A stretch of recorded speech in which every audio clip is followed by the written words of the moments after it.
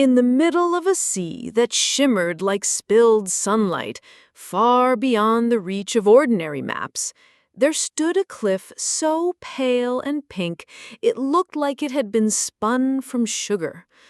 Locals called it Cotton-Candy Cliff, not just for its color, but for the way it curled like frosting above the sparkling blue. On clear mornings, the sun would stretch its golden arms across the sky and kiss the cliff's top with warmth. But most days, a soft fog would roll in from the sea, gently blanketing the cliff in a cloud of sighs. Here, in this place between sky and sea, lived a little creature who was as peculiar as he was quiet. He was a crab. But not like any crab one might find scuttling across beach sand. He had no interest in digging holes or chasing the tides. His shell was the color of sunrise mist. His eyes glowed with the reflection of far-off storms, and on his back, instead of barnacles or seaweed, tufts of cloud grew, soft, swirled, and always shifting like dreams. The villagers who sailed close sometimes caught glimpses of him and called him the cloud crab. But Cloud Crab had never met a villager. He had never spoken to another crab either. He lived alone in a hollow of the cliff where sea breeze whispered through coral crevices and tiny pink blossoms swayed with each gust. His only companions were the clouds on his back and the sky above his head. Each morning he would crawl to the highest ledge of the cliff and stare into the fog. He liked the way it moved slowly, curling like a thought that had no end. He liked how quiet it made the world feel. But most of all, he liked watching things drift. Leaves, gull feathers, sometimes even forgotten paper boats. He dreamed of drifting too, like a cloud who had no shell and no claws, just weightless wonder. Still, his claws were sharp, and his legs were short, and no matter how much he stared, he remained rooted to the rock. One morning, a breeze stronger than usual swept over the cliff. It carried the scent of salt, sugar kelp, and something else, something smoky. Cloud Crab lifted his head and felt a tremble in the air. The fog seemed to pull back, revealing the far-off shapes of sails and shadows. A flock of seabirds flew overhead, crying warnings in their wild tongue. Cloud Crab blinked up at them. They rarely came this close to the cliff. One bird dropped a glinting feather as it flew past, which landed beside Cloud Crab's claw. It shimmered with silver specks and smelt faintly of soot. "Strange," murmured Cloud Crab, though no one was around to hear. "The wind smells like fire." That night, the stars were hidden behind a thick wall of smoke-colored mist. The wind no longer sighed. It hissed. The clouds on Cloud Crab's back clung to him tighter, trembling ever so slightly. Deep in his hollow, he curled beneath his moss blanket, trying to ignore the unease creeping into his dreams. The next morning, as the sun tried and failed to pierce the haze, Cloud Crab found a visitor perched on the edge of his cliff. A dragonfly. Its wings were chipped. Its colors had faded, but it held itself with an air of importance. Its eyes sparkled like dew on stone. "Are you the one they call Cloud Crab?" asked the dragonfly, brushing soot from its wings. Cloud Crab tilted his head. "That's what some call me, though I don't recall inviting anyone." The dragonfly fluttered down beside him. "I flew through 5 fire winds and 2 thunderbursts to find you. The sky sent me." "The sky?" Cloud Crab blinked. "I thought the sky only whispered." Whispers become shouts when no one listens. There's trouble brewing across the sea, storms gathering faster than wings can carry warnings. And there's something else, something made of smoke and silence.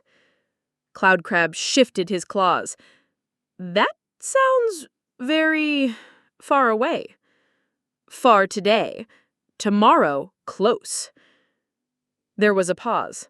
The wind stirred the blossoms. The mist pulsed like a living thing. "Why'd tell me?" Cloud Crab asked at last. "Because the clouds on your back aren't just pretty. They're made from the breath of old skies. You were born to feel what others forget." Cloud Crab said nothing, but his claws tapped the stones softly. "I've seen the world," the dragonfly continued, lowering his voice. "Cliffs are crumbling. Trees forget to grow. Even waves hesitate." Cloud Crab turned away. "I am not a sky saver. I am not a storm fighter. I'm just a crab." "No, you are a listener, and now we need someone who can listen and do more." The dragonfly flew off without another word, vanishing into the mist as quickly as it had come. Cloud Crab stared after it, heart thumping faintly beneath his soft shell. He tried to shake off the feeling, but it clung to him, like the ash that began to fall that afternoon, silent as snow. That evening, the clouds on his back darkened. They curled tighter, twitching with tiny sparks. He climbed to the very top of the cliff and looked out again. This time, the fog did not comfort him. It felt heavy, like it was holding back something it didn't want to release. He whispered to the wind, "If I am a listener, tell me what to do." The wind didn't answer, but it nudged him gently toward the edge. Cloud Crab spent the next few days pacing the rim of his cliff. He watched the waves, which no longer glittered, but rolled sluggishly beneath the haze. The sun appeared only as a pale eye behind curtains of ash. Birds no longer passed by. Even the paper boats were gone. He missed the paper boats. One morning, he found a charred blossom caught in his cloud tuft. It was once bright pink. Now it was gray and brittle. "I can't just sit and watch," he muttered to himself, "even if I don't know where to go." He packed a small pouch of salt crystals and star pebbles, not because he thought they'd help, but because they were the only things he had ever saved. Then he stood at the very edge of Cotton-Candy Cliff, where the sea looked like it was made of shadows and the mist swirled like a riddle. "I don't float. I don't fly," he reminded the wind. But the wind only replied with a soft push, like a promise. Then Cloud Crab leapt. The world spun. Cloud Crab closed his eyes, and just before he reached the water, the clouds on his back puffed wide and caught the air. He didn't fall. He drifted. For the first time in his life, Cloud Crab flew. Below him, the sea sighed. Above him, the wind whispered. And somewhere, far ahead, a dragonfly waited. Cloud Crab drifted for what felt like days. His clouded shell caught the wind like a sleepy sail, bobbing and gliding wherever the currents wished to take him. The sky hummed softly as he floated through layers of mist. Sometimes he heard the creak of distant trees, the cry of lonely birds, or the flutter of wings too fast for his eyes to catch. The sea below was no longer blue. It had turned a dull slate, its waves sluggish and pale. Islands emerged like smudges on the horizon, faint and low, their trees leaning and leaves whispering of weariness. Cloud Crab glided toward the nearest one, his clouds lowering him like a sleepy parachute.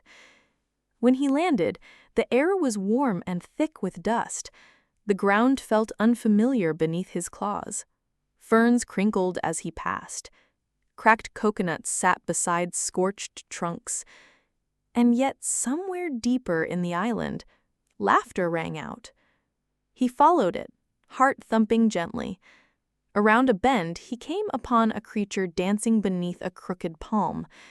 It had long legs, shaggy orange fur, and enormous ears that twitched with every beat of the wind. It was a hare, lean, fast, and covered in charcoal streaks. The hare stopped mid-dance when he noticed Cloud Crab. "Oh, a floating pebble?" he chirped. "I'm a crab," Cloud Crab replied politely. "From Cotton-Candy Cliff." The hare bounded over with a grin. "I'm Hollow Hop. Welcome to Ashen Island. We used to be full of mangoes and moonflowers. Now we mostly have smoke and wilt." Cloud Crab looked around. "It feels tired."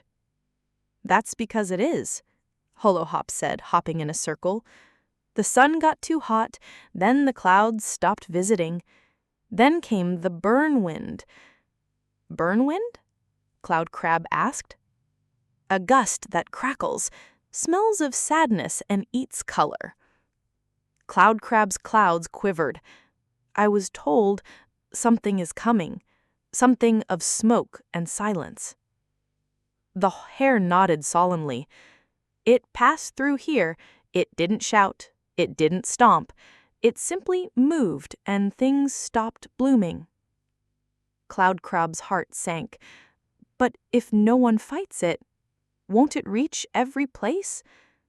"Who can fight smoke? You can't hold it. You can't chase it. It hides in corners and rides on whispers." Cloud Crab looked down. His shell felt heavier than before. "But you," the hare tilted his head, "you have clouds on your back. Real ones?" "I think so," Cloud Crab murmured. "They've always been with me. They listen." "Well," the hare said, his ears perking, "maybe listening is stronger than stomping." Before Cloud Crab could ask what that meant, the wind changed. It curled in from the east, strange and dry. Trees bent and ashes swirled across the ground like worried dancers. Cloud Crab froze. "It's moving again," he said. "The hush wind." Cloud Crab turned his eyes to the sky. The mist had parted just enough for him to see a long shadow moving along the sea, not shaped like any beast, but more like a stain, shifting slowly, carried by the wind itself.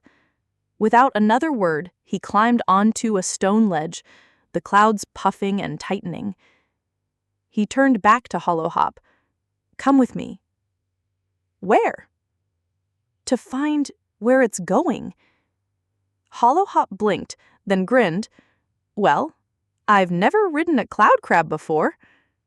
With a bounce and a twist, the hare landed atop Cloud Crab's shell, nestled gently between the misty tufts. Together they rose from Ashen Island, drifting into the sky as the hush wind hissed quietly behind them. They passed over tiny coral villages now empty and pale. They floated over flower fields that once burst with color, but now bowed low with ash. Some animals peered up at them, blinking through soot. A few waved. Most just watched. "They look tired," Hollow Hop murmured. Cloud Crab's voice was soft. "They're waiting." "For what?" "For the sky to answer." Hollow Hop said nothing after that. The wind grew stronger as they neared the next island. It was taller than the rest, with ridges of blackened stone and rivers that no longer flowed. At the center, a lake shimmered with thick smoke rather than water. They landed gently on the edge. A turtle with a cracked shell sat nearby, gazing into the stillness. "Hello," Cloud Crab said. The turtle turned slowly. His eyes were dim but kind. "You travel with the wind and carry the sky. That's rare." We're looking for the silence, the one made of smoke." The turtle nodded once. "It passed through here, left no footprints. But now the fish no longer sing. The frogs forgot their names." Why? Because when the silence touches you, it takes your sound first, then your colors, then your remembering. Cloud Crab's clouds trembled. Is there no way to stop it? No dam, no roar, no fire? The turtle slowly shook his head. Fighting smoke is like shouting at a ghost, but the sky once whispered of something older than silence. Something softer. Like what? Cloud Crab whispered. Like a remembering wind. One that doesn't fight. It raps, it listens, it lifts. Cloud Crab felt his clouds curl inward. The turtle blinked slowly. Your clouds, they remember, don't they? Cloud Crab nodded faintly. They've carried my dreams, my fears, my wondering. Then they are the beginning, not of war, but of remembering. As they left the island, Hollow Hop tapped gently on Cloud Crab's back. What if you tried? Not to fight the silence, but to speak through it. Cloud Crab didn't answer. He only drifted. That night they floated over the darkest sea yet. No stars peeked through, no waves broke. The silence had spread so wide, even the wind hesitated. "I think this is it," Hollow Hop said, his ears trembling. Beneath them, something vast slithered below the surface, not with motion, but with the weight of forgetting, an absence that stretched from shore to shore. Cloud Crab whispered, "What do I do?" His clouds shifted. Then, very softly, one of them peeled away from his shell. It floated up, a puff of quiet memory, glowing faintly with sea light and cliff wind. It drifted out into the stillness. The shadow below paused. Another cloud peeled off, glowing pink with the memory of sunlight on Cotton-Candy Cliff. It shimmered in the quiet. The hush paused again. Then came another, a curl of cloud filled with the sound of Hollow Hop's laugh, of the dragonfly's whisper, of the turtle's steady voice. More clouds rose. Each one floated slowly, gently into the silence, not to fight it, but to remind it. Of warmth. Of sound. Of what was. The silence trembled. It had never been spoken to before. Only feared, only fled from. Now it heard lullabies in the mist. And for the first time, the smoke lifted. Not all at once, but enough. A single star peeked through. Then another. The sea sighed. Cloud Crab hovered in the sky, lighter than ever. His shell bare, but his heart full. The silence didn't vanish. It never truly would. But it bowed, and it listened. And for now, that was enough. The stars that had returned to the sky glimmered like shy lanterns, each one flickering with a memory once almost forgotten. The sea beneath Cloud Crab no longer rolled like a tired sheet. It breathed again, slow and deep, like a sleeper waking from a long and silent dream. Cloud Crab hovered above it all, his shell now bare, his body lighter than it had ever felt. The clouds he had once carried were now scattered across the sky, each one drifting gently, humming with the sounds and colors of places they had known. Beside him, Hollow Hop leaned forward, ears fluttering in the soft breeze. "They listened," the hare whispered, as though speaking louder might disturb the delicate hush. "The silence heard you." Cloud Crab didn't reply right away. He was still watching the last of his clouds disappear into the distance, trailing behind them ribbons of remembered laughter and soft coral pink. His chest ached, not from sorrow, but from the strange fullness of it all. I didn't know I could do that, he said at last. No one ever knows, not until they try. The two drifted for a while longer, neither speaking. The sky above had softened to lavender. The wind played lazily with their whiskers and claws, and far below the islands began to stir, not with songs or cheers, but with something gentler. A sigh, a stretch, a beginning. Cloud Crab turned his eyes east, toward the horizon where the mist was thinnest. I want to go back. To the cliff? He nodded. It's where my clouds began. Maybe I need to remember how I began, too. Hollow Hop smiled. Then let's follow the wind. It took them a full day and 2 moonrises to return. The skies were quieter now. The hush no longer chasing them, but trailing gently behind like an old story that had finished its telling. When they finally reached Cotton-Candy Cliff, the air was cool and sweet. The fog curled in soft spirals, and the pink stone gleamed beneath a sleepy sun. Cloud Crab landed with care, his claws clicking softly on the familiar ledge. He breathed in deeply. The salt, the sugar kelp, the blossom scent, it all flooded his senses like a welcome song.